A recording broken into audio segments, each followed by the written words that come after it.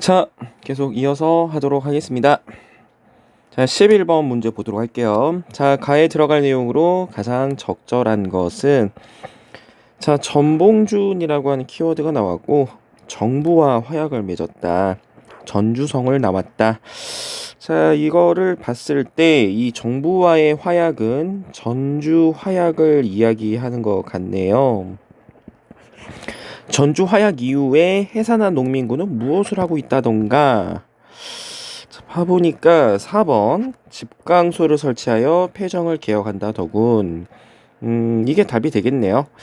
일단 위에 이제 전봉준, 전주 화약 이런 키워드들을 봤을 때 이 내용은 동학농민운동이란 거를 알 수가 있겠네요. 자, 이것도 한번 정리해 보도록 하겠습니다.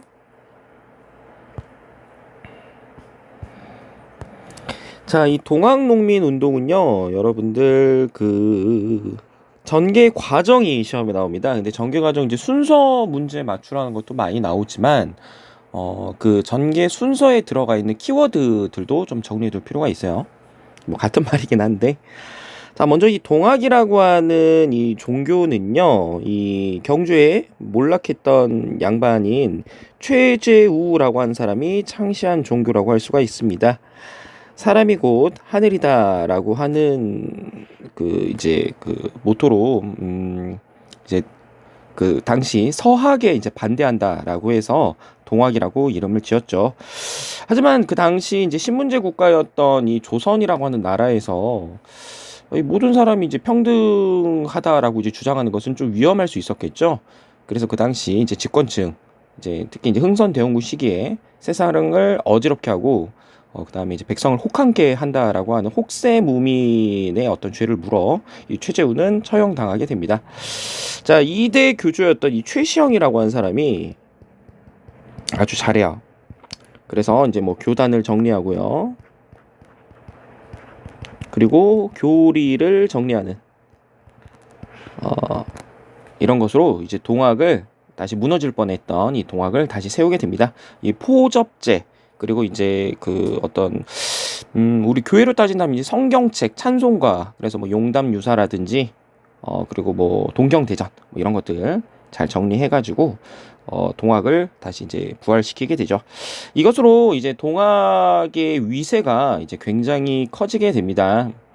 그래서 이제 동학의 이제 위세가 이제 커지게 되면서 이 최재우가 억울하게 죽었다. 그래서 억울하게 죽은 이 최재우의 억울함을 풀어주고 그 다음에 이제 동학을 정식 종교로 인정해달라라고 하는 운동이 벌어지게 되는데 우리는 이것을 교조 신원 운동이라고 이야기를 해요. 교조, 이 종교의 조상, 즉 최재우의 억울함을 해결해 주세요라고 하는 운동이 벌어지게 됩니다. 이렇게 동학의 위세가 점점 커지고 있는 상황에서 지금으로 따진다면 이제 전부 고창이에요. 그 고창이 있었던 지역에서 좀 봉기가 일어나게 됩니다. 그게 바로 고부농민봉기라고 하는 거예요. 이 고부군수였던 그 당시 이 조병갑이라고 하는 이 탐관오리가 있었는데 그 당시 이제 물을 좀 가두는 데 사용했었던 이 만세보라고, 쏘리 만세보가 아니죠. 이 만세보는 여러분 신문이죠. 죄송합니다. 만석보. 물을 가두는데 사용했었던 이 수리 시설을 이제 만들고 이 사람들한테 강제로 여기를 이용하게끔 한 다음에 물세를 거둬요. 그러니까 이제 사람들이 이제 분노해서 일어난 것이 고부 농민 봉기입니다. 이 전봉준을 비롯한 많은 농민들이 여기에 참여를 했었었죠. 자, 그래서 이제 조병갑은 도망을 가는데 이제 조선 정부에서는 왜 이러한 농민 봉기가 발생할 수밖에 없었느냐? 그래서 이것을 조사하기 위해서 이용태라고 하는 관리, 안핵사, 이 안핵사 이용태를 파견하게 됩니다. 자, 그런데 이 아저씨도 아주 나쁜 정치를 해요. 백성들을 학대하는 정치를 했다라고 하는 거야. 이 사람은 이 탐관오리 조병갑의 죄를 찾는 것보다는 이 고부농민봉기를 일으켰던 그 주모자 있잖아요. 그 사람을 찾는데 이제 혈안이 되어 있습니다. 그래서 사람들이 또 분노해가지고 또 봉기를 일으키게 되니 이게 바로 백산봉기라고 이야기를 하는 거예요.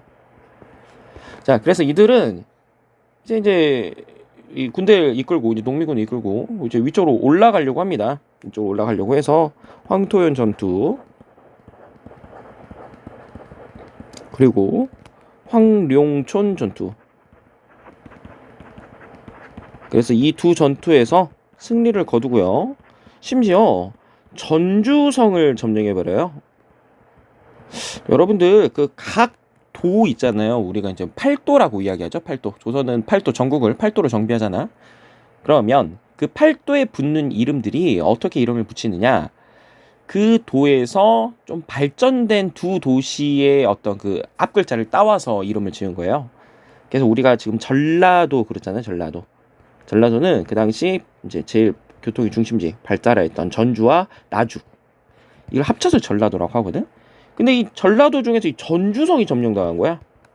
우리 역사상 농민군이 한 행정구역을 이렇게 완벽하게 이제 점령한 적은 단 한 번도 없습니다. 근데 이때 점령을 당한 거예요. 그러니까 이거는 뭐 농민군이 대단한 것도 있었지만 당시 조선 관군이 얼마나 무능력했냐라는 것을 보여주는 것이기도 하죠. 당시 이제 농민군과 관군의 무기를 봤을 때 이제 죽창 들고 있는 농민군한테 총을 들고 있는 조선 관군이 패했다. 이거는 당시 좀 조선 관군의 좀 문제로 많이 봐야죠. 자, 그런데 자, 우리 좀 이 고종 정권 참 무능하죠. 항상 그 자국의 일을 다른 나라한테 이제 도움을 받아서 해결하려고 합니다. 이모군란 때 그랬고요. 그 다음에 갑신정변 때 그러했고요.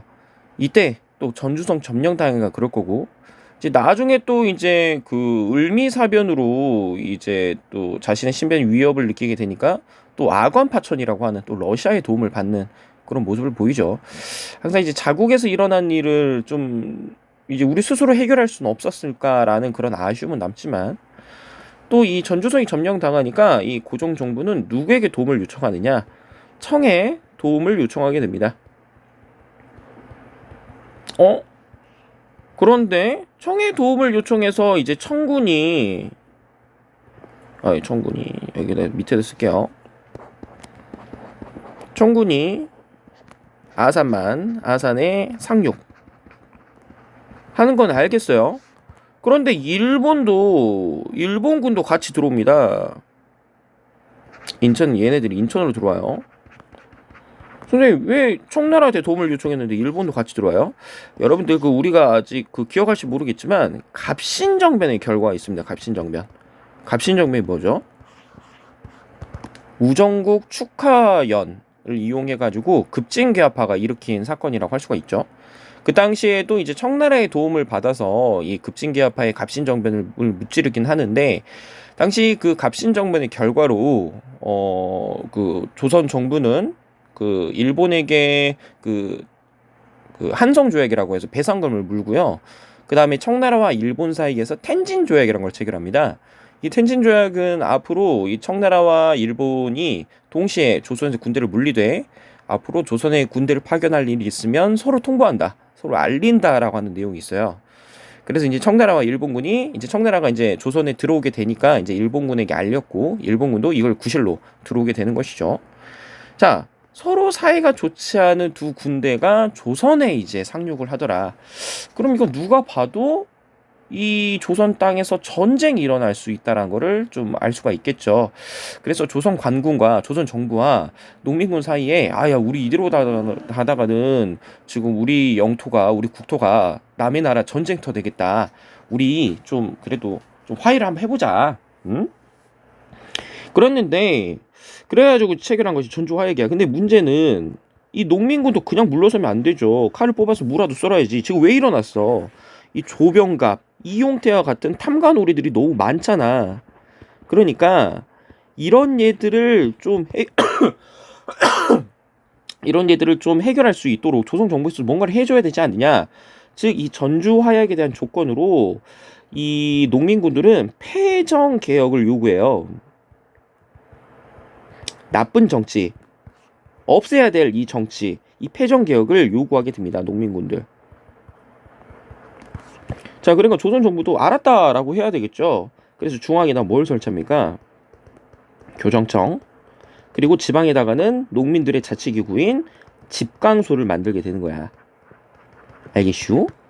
그래서 이제 그 동학농민운동 같은 경우는 여러분들 뭐 고부농민봉기 그리고 뭐 전봉준이라고 하는 인물도 반드시 기억해 두시고요. 황토현 전투, 황룡촌 전투, 뭐 전주선 점령, 그리고 전주화약, 집강소 이런 것도 자주 나오니까 반드시 정리해 두세요.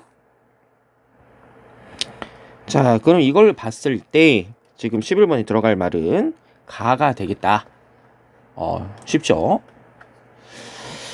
자, 보도록 하겠습니다. 오답도 봐볼게요. 영정법. 자, 이거는 조선 인조 때입니다. 조선 인조 때.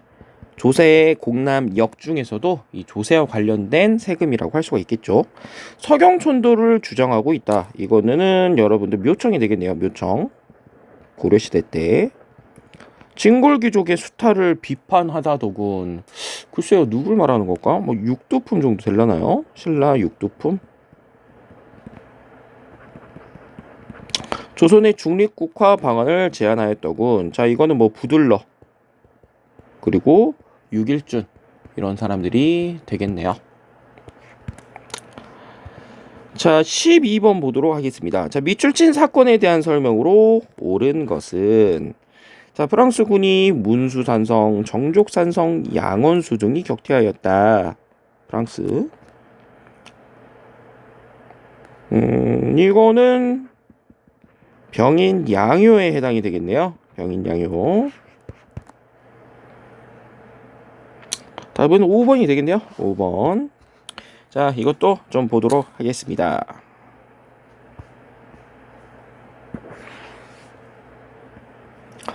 자, 여러분들 흥선대원군은 매번 말씀드리지만 시험에 정말 자주 나오는 인물이에요. 흥선대원군. 흥선대원군의 정책은 대내 정책과 대외 정책으로 구분을 할 수 있는데 대내는 다시 한번 왕권 강화와 민생 안정 정책으로 나뉘게 되고요. 그리고 대외 정책 같은 경우에는 통상 수교 거부 정책으로 나올 수가 있습니다. 지금 물어본 문제는 통상 수교 거부 정책에 해당이 되겠네요. 자, 이 통상 수교 거부 정책은 보통 최근에는 이게 좀 순서 문제로 많이 나오더라고요. 순서 문제.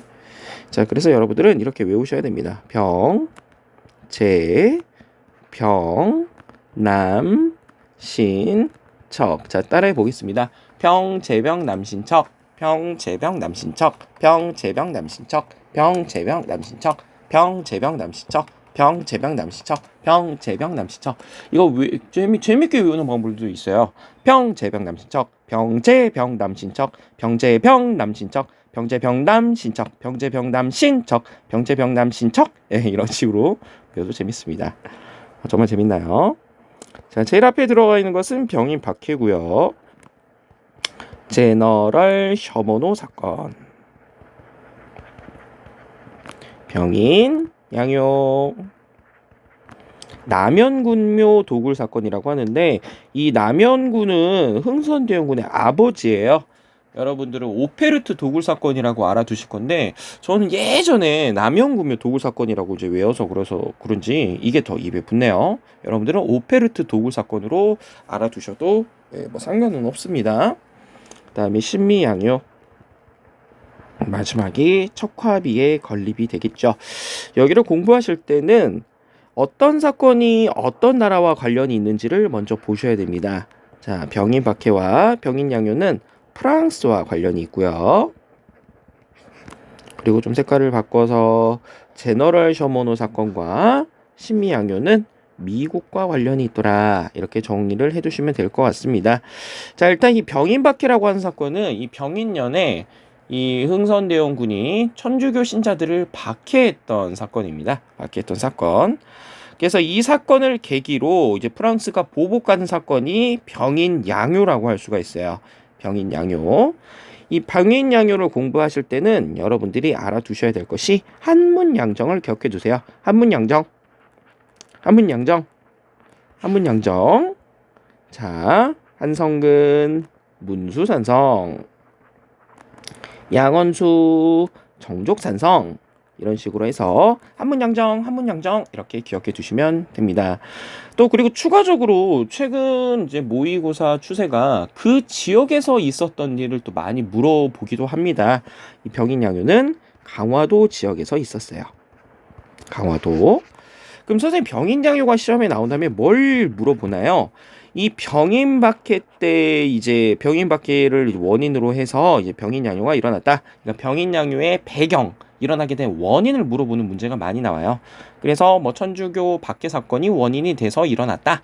이거 이외에도 이 병인양요 때 이제 조선군의 이제 저항이 심하니까 얘네들이 이 그냥 돌아가는데 그냥 돌아가긴 좀 아쉬웠나 봐요. 그래서 외교장각 도서, 외교장각 도서를 약탈해가는, 빼앗아가는 그런 모습도 보이게 됩니다. 그래서 병인 박해가 원인이 되었어요. 그리고 외교장각 도서가 뭐 약탈당했어요. 그리고 문제가 어렵게 나온다면 이 병인 양요가 일어났던 지역에서 있었던 일, 그래서 뭐 강화도에서 있었던 일도 좀 정리를 해두시면 좋을 것 같습니다. 자, 그리고 이 신미양요가 일어나게 된다면 신미양요, 자 미미광어, 미고, 광성보, 신미양요, 광성보, 어제연. 그래서 이 광성보라고 하는 지방에서 그 요새에서 어제연이라고 하는 사람이 활약을 했다. 이렇게 정리를 해주시면 되고, 신미양요는 이 제너럴 셔모노 사건이 원인이 되어서 일어난 사건. 신미양요는 강화도인데요. 이 제너럴 셔모노는 여러분들 평양이에요. 평양. 그래서 이거를 좀 구분해 두시기 바랍니다. 자, 이거 갖고 문제를 풀어보시면 답은 5번이 되겠죠. 아, 근데 이것 좀 정리해볼까요, 여러분? 강화도에서 있었던 일 한번 정리해봅시다. 강화도. 일단 이 강화도 같은 경우에는 여러분들 선사시대 이 청도에 고인돌이 많은 지역이에요. 고인돌. 그리고 최후가 몽골에 저항하기 위해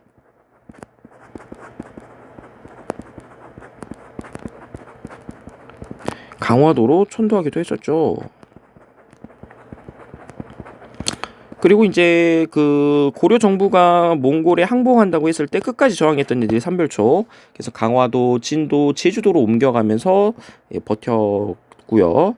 그 다음에 뭐 병인양요와 신미양요가 일어났던 지역이기도 하고, 그 다음에 뭐 강화도 조약이 있었던 지역이기도 하고요. 그래서 강화도에서 있었던 일 좀 정리해 두실 필요가 있겠습니다. 천리장성 축조에 영향을 주었다. 이 천리장성은 고구려 때 당나라의 침입을 막기 위해서 만든 것도 있고요. 그리고 거란의 3차 침입을 막고 나서 강감찬의 건의에 따라 이제 천리장성이 만들어지기도 했죠. 근데 위치가 달라요, 여러분들. 천리장성 이름은 같지만 위치가 달라. 이렇게 한반도가 있으면 고구려 때는 여기 당나라의 침입을 막기 위해서, 고려 때 같은 경우는 이렇게 한반도 내부에 있다는 거 좀 알아두시면 되겠습니다. 북벌론, 여러분들 이 북벌은 북쪽을 정벌하자. 이거는 병자호란의 결과입니다. 인조 때 여러분들 그 친명 배금 정책 취하잖아요. 광해군 쫓아내고. 그래서 그것을 계기로 이제 정묘호란과 병자호란이 일어나게 되는데, 병자호란 때 일단 조선이 패배하게 되잖아요. 삼전도의 굴욕. 그래서 이제 이것에 대한 이 원수를 갚자. 그래서 효종 때 북쪽을 정벌하자 이렇게 일어나게 됩니다. 몽골 사신 피살을 계기로 해서 뭐 저고여 피살 사건이라고 이야기를 하는데, 몽골이 고려에 침입하게 된 배경이 되죠. 강화도 조약이 체결되는 결과를 낳았다. 이거 운요 사건이라고 하죠. 운요 사건. 그래서 답은 5번이다. 자, 가인물에 대한 설명으로 옳은 것은 대각국사, 뭐 의천, 뭐 그다음 보조국사, 진울 뭐 이렇게 하는데, 여러분 좀 더 공부를 해볼게요. 교관겸수, 교종을 중심으로 불교를 통합하려고 했었다. 자, 일단 이 사람은 의천인데요. 자, 의천은 2번. 자, 해동천태종을 개창하였다. 자, 따라해볼게요. 의천천태종, 의천천태종, 의천천태종, 은천천태종, 은천천태종, 은천천태종, 의천천태종 이렇게 외우시면 돼요. 의천천태종, 의천천태종, 의천천태종, 인천천태종. 예. 이것도 봅시다. 고려는 정치사하며 왕의 업적, 그리고 뭐 대외 관계 물어보고요. 그 다음에 옛날에는 고려 경제에서요, 고려 경제 문제로 이제 고려에서 사용했었던 화폐, 뭐 은병, 활구 이런 거 물어보는 거 있어. 뭐 전식과 이런 거 나왔었는데 요즘엔 안 나오는 추세고요. 고려 문화사 같은 경우에는 인쇄술, 그러니까 뭐 팔만대장경, 뭐 초조대장경, 그리고 이제 금소갈자, 뭐 직지심체요절 이런 거를 물어보거나 아니면 고려 역사서, 삼국사기, 삼국유사, 그다음에 뭔가요? 그 삼국유사 말고 이런 삼국유사 말고 요즘 기억이 안 나요. 삼국유사 제왕군기, 이승유의 제왕군기. 죄송합니다. 자, 그러면 이제 고려 이제 문화사 하면 또 뭐가 나오면 그 아까 뭐 인쇄술 말고 역사서 말고 또 뭐가 시험에 나오느냐? 불교가 시험에 나옵니다. 불교. 자, 불교 하면은 시험에 나온 사람 딱 두 사람이요. 의천과 진울. 이 두 사람이 시험에 나옵니다. 자, 그러면 이거 한번 봐볼게요. 자, 일단은 이것을 이해하기 위해서는 여러분들은 교종과 선종이라고 하는 개념을 알아두셔야 됩니다. 교종과 선종. 이 불교 내에서도 이 두 종파로 나눠져서 이제 뭐 네가 맞다, 내가 뭐 맞다 이런 식으로 좀 그런 게 있었는데, 자, 일단 교종과 선종의 개념을 알아두셔야 돼요. 자, 일단 이 교종과 선종을 나누는 기준은 수행 방법의 차이에서 나눠줄 수 있다라고 합니다. 이 교종 같은 경우에는 불교 교리, 종교 이론, 그래서 이제 교리, 그걸 이제 공부함으로써 깨달음을 얻는다라고 하는 겁니다. 그러면 여러분 이 교리가 어디에 적혀 있어요? 뭐 경전, 불교 경전에 적혀 있겠죠. 그래서 이 교종은 교리와 경전을 완벽하게 공부함으로써 깨달음을 얻을 수 있다. 자, 그러면 이 교리와 경전 같은 경우에는 굉장히 어려운 한자어로 써 있을 거 아니에요. 사실 어제 좀 한자 공부를 좀 해보려고 좀 영풍문고를 갔었어요. 근데 제가 이제 지능회 2급을 가지고 있거든요.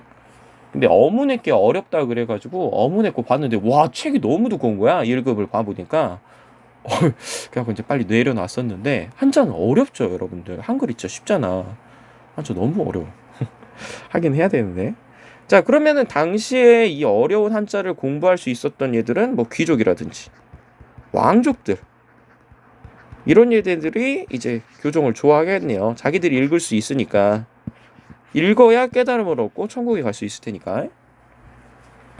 자, 근데 이 선종 같은 경우에는 교리, 경전 공부 안 해도 돼. 수행, 참선, 이런 거를 통해서 해결할 수 있다라고 하는 겁니다. 얘네들은 불림 문자, 글자를 모르더라도 수행을 통해서 깨달음을 얻을 수 있다라고 믿는 애들이 바로 선종 애들이에요. 그리고 저도 이제 들은 얘기인데, 우리 가끔씩 절에 가면 그 절에 어떤 그 뭐예요? 어떤 그 용품 파는 데 있잖아요. 그 앞에. 그러면은 이게 그 탁탁 소리 나는 그 이렇게 매같이 생긴 거 알아요?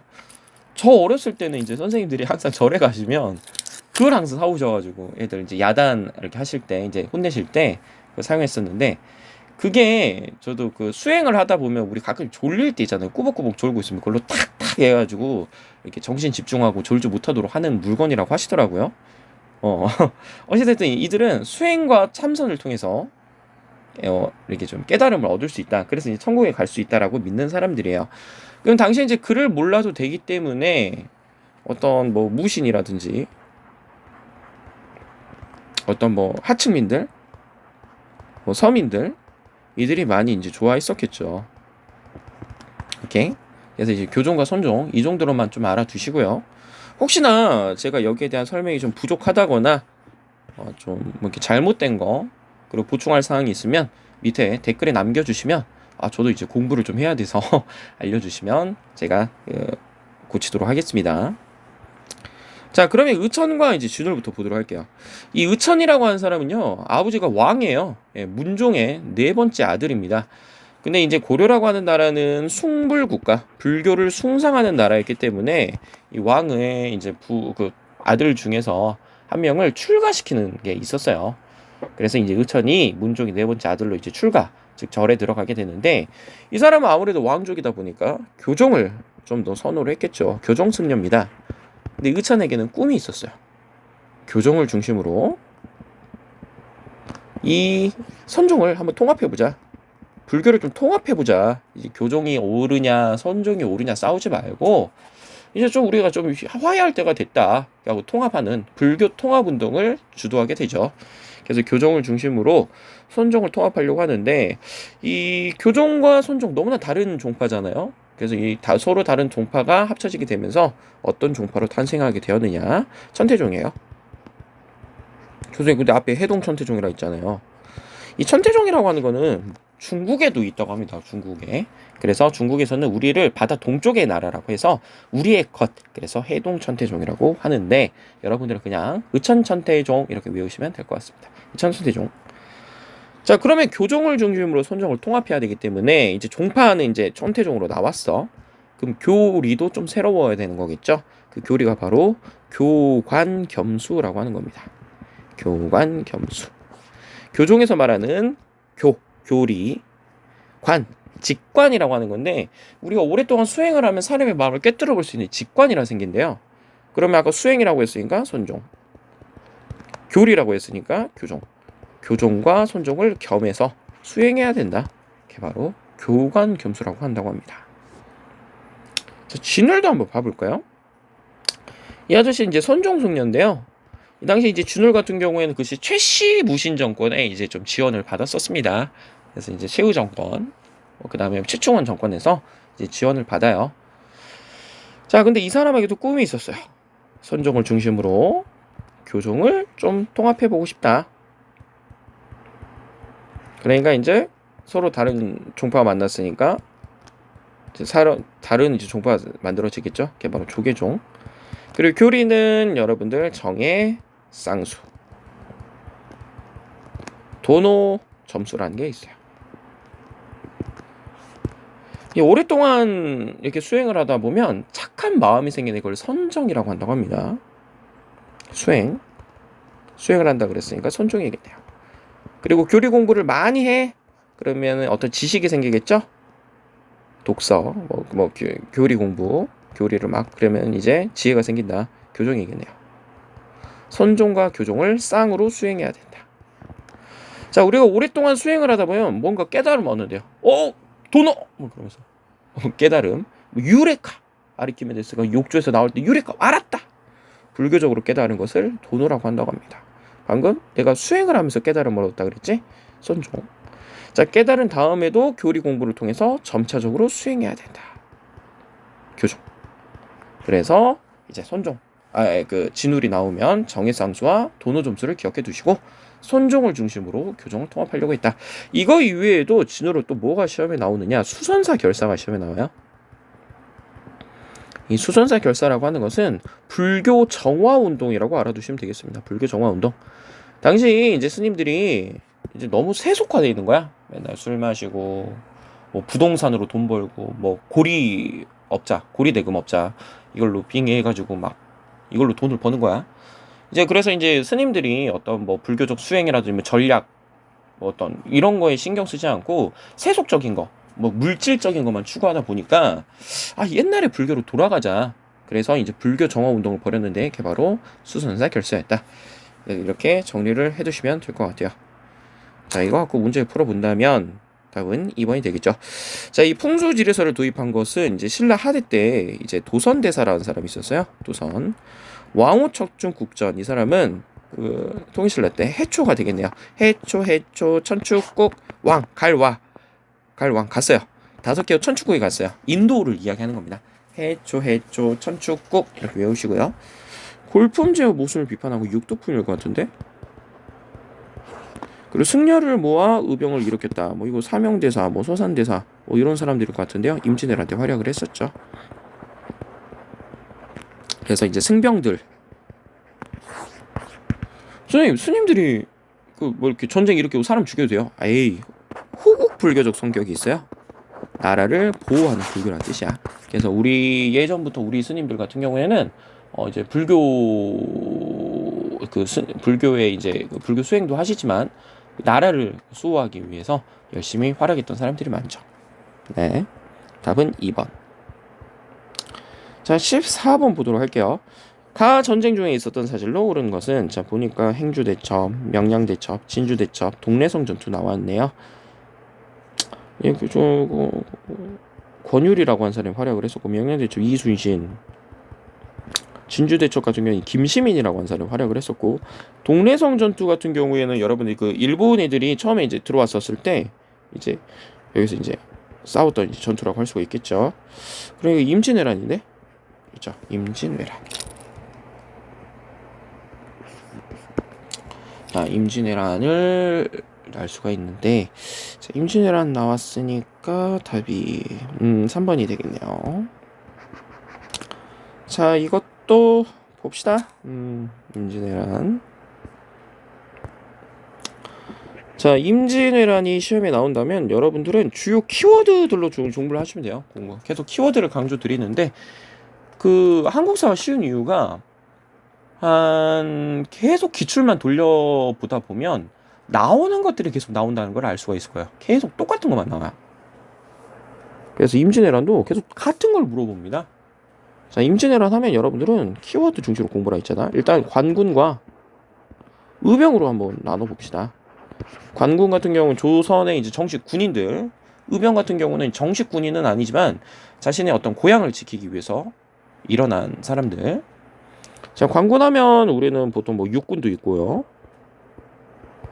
뭐 그리고 수군, 뭐 해군도 있을 거 아니에요. 공군은 없죠. 그렇죠?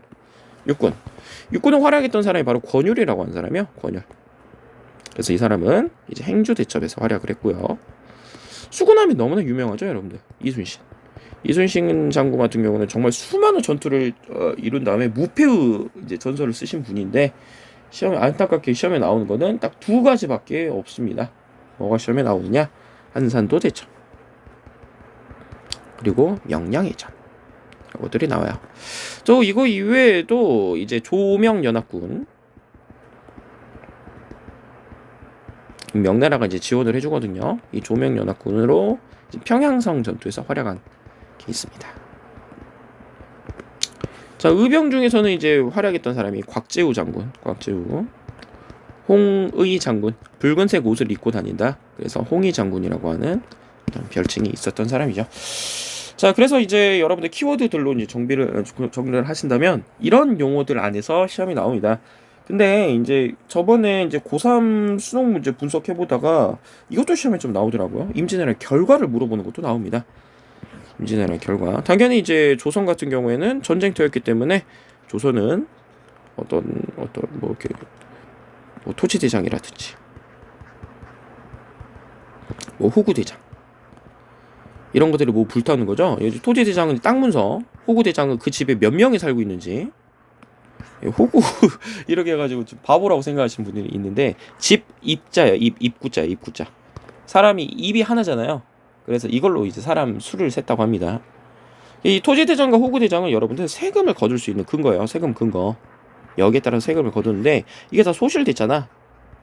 그럼 이제 국가 입장에서는 세금을 거둬야 국가 재정을 이제 마련해가지고 나라를 돌릴 거 아니에요. 그런데 이것이 소실되면서 세금을 거둘 수 없기 때문에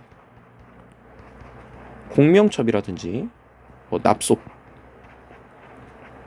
갖고 이제 세금을 이제 못 거두니까 이제 양반 신분은 아니지만 잘 사는 사람들 있잖아요.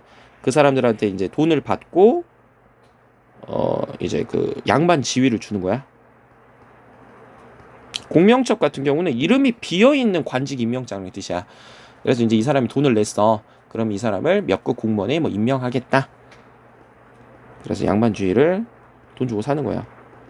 그럼 이런 사람들이 점점 많아지다 보니까 조선 후기로 갈수록 양반의 수는 늘어나게 되는 그런 결과가 오게 되고, 양반 수가 늘어난다라고 하는 말은 신분 질서가 점점 무너지는 그런 결과를 초래하더라.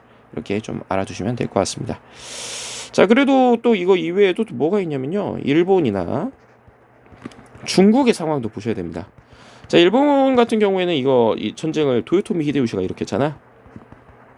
근데 이제 도요토미 히데요시가 죽고 그의 정적이었던 도쿠가와 이에야스라고 한 사람이 새로운 정부를 수립하게 되니 우리 그 정부를 에도 막부라고 이야기를 해요. 자, 중국 같은 경우에는 그 당시 명나라가 쇠퇴하게 되고, 우리가 오랑캐라고 여겼던 이 여진이라고 하는 얘들이 후금을 건국하게 되죠. 그래서 후금이 건국 강성해지게 되는 그런 결과를 가져오게 되더라. 그래서 이제 이런 상황에서 광해군이 명과 후금 사이에서 중립 외교 정책을 펼치게 되었지만 아예 어떻게 임진왜란에 도와줬던 이 명나라를 배반하고 오랑캐 손을 잡겠습니까? 라고 해서 인조 반정이 일어나서 광해군이 쫓겨나게 되고 이 인조는 곧 친명 배금 정책을 취하다가 정묘란과 병자호란이라고 하는 침입을 당하게 되더라. 여기까지 정리해 주시면 좋을 것 같겠습니다. 좋을 것 같습니다. 그래서 답은 3번. 자, 강화도로 전도에서 항쟁을 전개하였다. 강화도 전도 아까 최후라고 말씀드렸죠. 매소성김과 기벌포 전투에서 당군을 격파했다. 이건 나당 전쟁입니다. 나당 전쟁 매기, 나당 전쟁 매기, 나당 전쟁 매기, 나당 전쟁 매기, 나당 전쟁 매기 이렇게 알아주시면 되겠다. 나당 전쟁 매기. 그래서 이 660년에 이 나당 연합군이 백제를 멸망시키고 668년에 고구려를 멸망시키고 그런데 이제 당나라 입장에서 신라까지 먹으려고 하니까 여기 저항했던 게 나당 전쟁이라고 할 수가 있겠습니다. 여기서 신라가 이제 승리하게 되면서 676년에 삼국 통일이 완성이 되게 되는 것이죠. 인조가 남한산성에서 피신을 항전하였다. 이거 병자호란일 거고요. 윤관이 별무반을 이끌고 여진을 정벌하다. 이거 고려 시대가 되겠네요. 고려. 그래서 답은 3번. 자, 15번. 자, 15번 보도록 하겠습니다. 자, 15번 같은 경우는 여러분들 요즘에 좀 많이 나오더라고요. 이 시기 때 볼 수 있는 모습들. 이 시기 때 볼 수 있는 모습들. 자, 그래서 여러분들이 좀 주의 깊게 봐야 되는 것이 옳은 거 고르라 있으니까 담배, 춘향전 이런 것들이 나올 수 있겠네요. 자, 이거 한번 보도록 하겠습니다. 이건 모두 조선 후기예요, 여러분들. 조선 후기. 자, 답은 이제 5번이 될 건데 이것도 정리를 한번 해보도록 하겠습니다. 자, 일단 이 조선 후기 같은 경우는 여러분들 제일 먼저 알아두셔야 될 것이 생산력의 증대입니다. 새로 업데이트된 개인정보 수정. 자, 이 생산력, 농업 생산력의 증대를 의미하는 건데 일단 이제 조선 후기로 되면서 이 모내기법, 다른 말로 이양법이라고 이야기를 하죠. 이양법이 전국으로 확대가 됩니다. 이 모내기법은 여러분들 일단 우리 고려 말기 때 남부 지방에서 일부 시행이 돼요. 그러면 이것도 봅시다.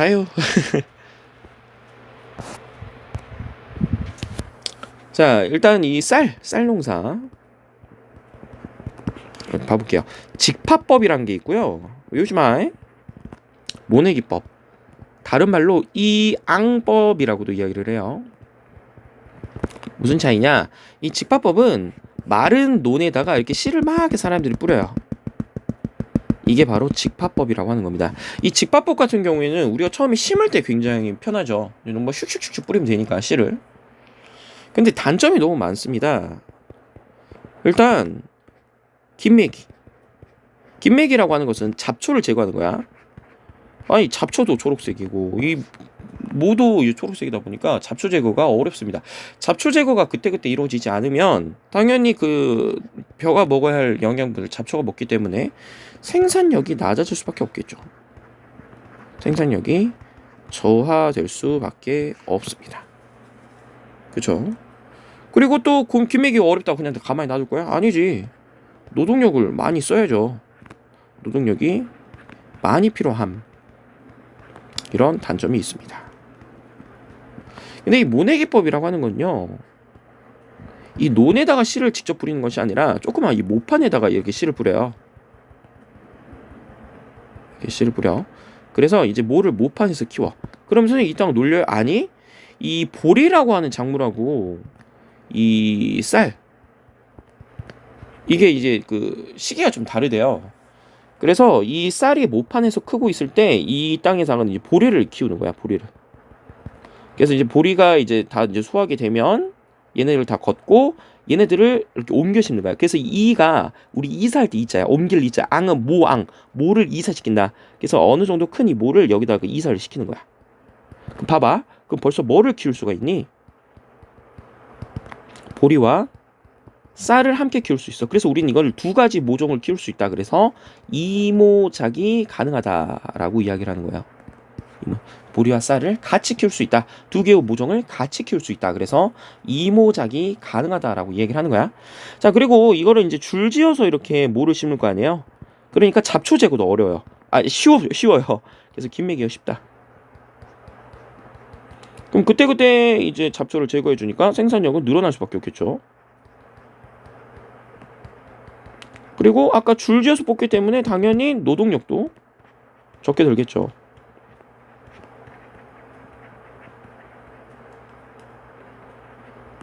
이런 장점들이 있습니다. 자, 그래서 이제 이 조선 후기 때 되면 이 모내기법이 전국으로 보급되면서 정말 부자들이 많아지게 돼요. 우린 그들을 부농이라고 이야기를 하고, 이게 또 빠졌네요. 광작이 가능하다. 노동력이 적게 드니까 소수의 사람이 넓은 땅을 경작한다라고 하는 거야. 이제 혼자서도 이제 뭐 여러 명이, 옛날에는 한 10명이 해야 될 것을 이제 모내기법에서는 이제 2명이서 이제 한 땅을 경작을 할 수 있을 정도로 그만큼 노동이 적게 드는 거야. 그래서 한 사람이 넓은 땅을 경작할 수 있게 되었다. 그래서 광작이라고 그래. 그래서 이 광작으로 이제 돈을 많이 번 사람들을 이제 분홍. 그러면 이제 이게 우리가 항상 이게 생산력이라는 건 한계가 있는 건데 딱 정해져 있는 거잖아. 누가 땅을 많이 가져가게 되면 땅을 적게 가진 사람이 등장할 수밖에 없겠지. 땅을 잃어버린 사람도 등장하게 될 거고. 그래서 이제 그들 같은 경우에는 임노동자로 전락하게 되는 거야. 벌써 뭐가 발생해요? 농민들의 계층 분화가 일어나게 되는 거죠. 그래서 분홍 같은 경우에는 잘 먹고 잘 살고, 임노동자 같은 경우는 도시로 향하게 되는 거야. 그래서 이들이 뭐 상공업이라든지 어떤 그런 데 이제 종사를 하게 되는 거죠. 이게 뭐라고 하나요? 광물업, 광산업에 이제 종사하는 그런 모습을 보이게 되죠. 자, 이거 가지고 문제 풀어봅시다. 자, 그럼 생산량이 늘어났다. 생산량이 늘어나게 되니까 예전에는 모든 사람들이 쌀농사를 지어야 이제 먹고 살았는데, 이제는 생산량이 막 늘어났어. 그러니까 모든 사람이 쌀농사를 지을 필요가 없다는 거지. 여러분들, 우리 지금 농사 짓는 사람이 몇 명이나 됩니까? 우리 교실로 따졌을 때 저희 반이 지금 22명이거든요. 우리 3반이 22명인데, 글쎄요, 이제 부모님께서 농사 짓는다는 분을 저는 아직 제가 애들하고 상담해 봤을 때는 안 계셨었어요. 옛날 같았으면 모든 사람이 농사를 지어야 먹고 살았는데, 우리는 지금 농사 짓는 사람이 얼마 안 됩니다. 그럼에도 우리는 쌀을 이제 먹고 있어요. 굶지 않고 있단 말이야.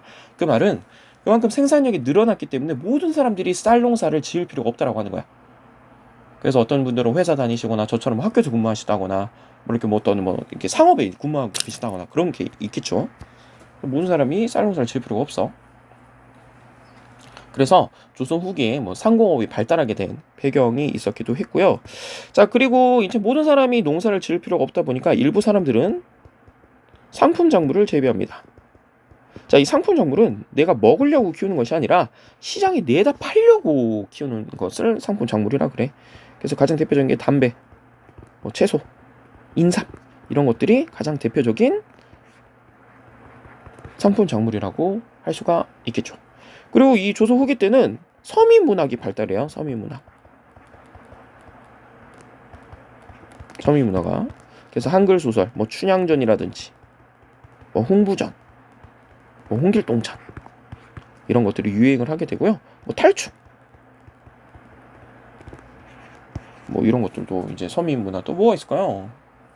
풍속화. 일반 서민들의 그림을 그린 풍속화. 이게 이제 김홍도 담배썰기라고 하는 이제 그림인데요. 김홍도 작품들 많잖아요. 서당도도 있고, 신윤복 이런 사람들도 있고요. 서민의 일반 모습을 그리는 거. 민화, 호랑이야 까치 그린 거. 항상 작자 미상 씨가 그리잖아요. 작자 미상 씨. 항상 작자 미상이잖아. 진짜 작자 미상이라는 사람 없어요. 작자 미상 민화도 많고요. 또 뭐가 있을까요? 진경산수화. 우리의 진짜 경치를 그리는 이렇게 풍경화라고 할 수가 있겠죠. 겸재정선 이런 사람들. 그래서 답은 5번이 되겠다. 자, 진대법이 시행되었다. 이거 고구려의 이제 을파소 사람 이름이에요. 고국천왕 때 실시가 된 건데, 적은 이자로 이제 어렵게 사는 사람들에게 돈을 빌려주는 것을 진대법이라고 합니다. 전시과 고려시대 월급 제도로 생각이 되고요. 낙랑과 외에 금이 철이 수출되었다. 이거는 여러분들 변환이라든지 고구려 이렇게 옥저 동해 사만 중에 하나가 변환 이렇게 가야 금관가야 신라 출랑문서 이 촐랑문소는 아까 말씀드렸던 호구 대장과 이제 토지 대장 있죠? 그 신라에서 이제 세금을 걷기 위해 만든 그 장부라고 알아주시면 되겠습니다. 촌주라고 한 사람이 3년에 한 번씩 이렇게 작성을 하는 것이죠. 그래서 5번, 15번까지 했고요. 잠깐만 쉬었다가 16번부터 20번까지 살펴보도록 하겠습니다. 수고 많으셨습니다.